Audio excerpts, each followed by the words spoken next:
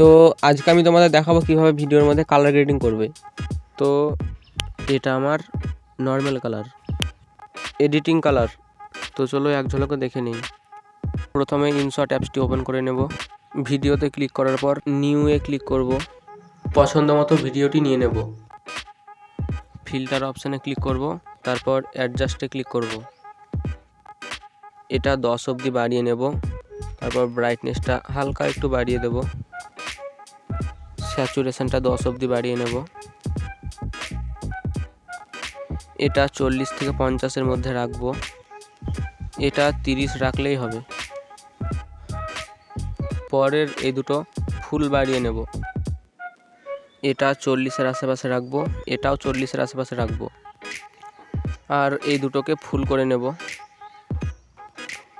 এটাকে 30 থেকে 35-এর মধ্যে রাখবো, আর এটাকে 30-এর আশেপাশে রাখবো।